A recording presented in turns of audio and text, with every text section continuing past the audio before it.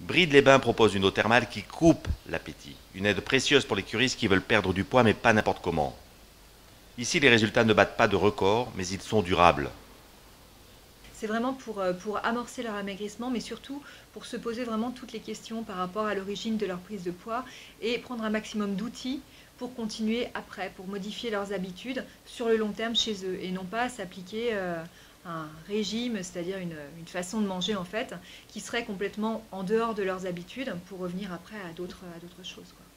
Le régime amaigrissant, de toute façon, c'est fait c'est d'ailleurs comme ça que les gens le perçoivent, c'est fait pour être pendant un temps.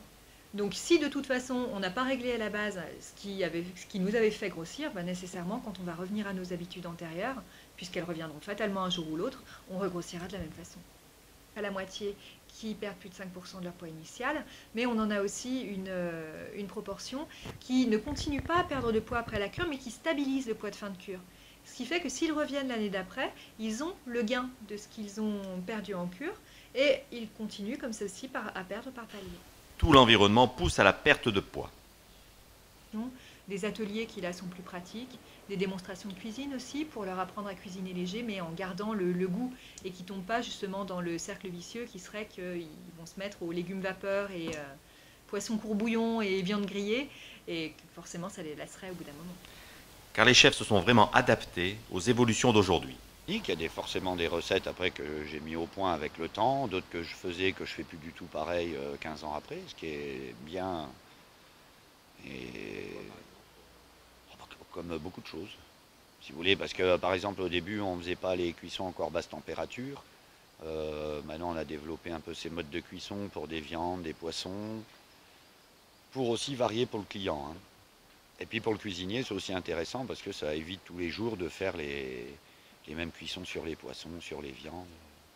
Même si les viandes, on utilise forcément que la première catégorie, hein, les morceaux les plus nobles, vu que c'est souvent les moins gras. Alors c'est pas que les autres on les boude un peu, c'est que souvent déjà ils sont plus riches en matières grasses au niveau calorique.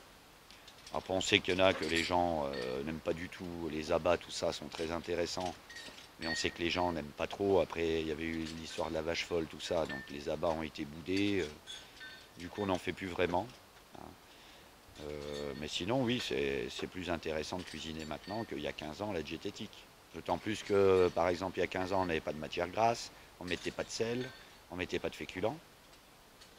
Voilà, donc avec le temps, comme on fait maigrir les gens quand même moins vite, mais plus durablement, on a remis beaucoup d'aliments dans l'alimentation des menus du jour des curistes en fait.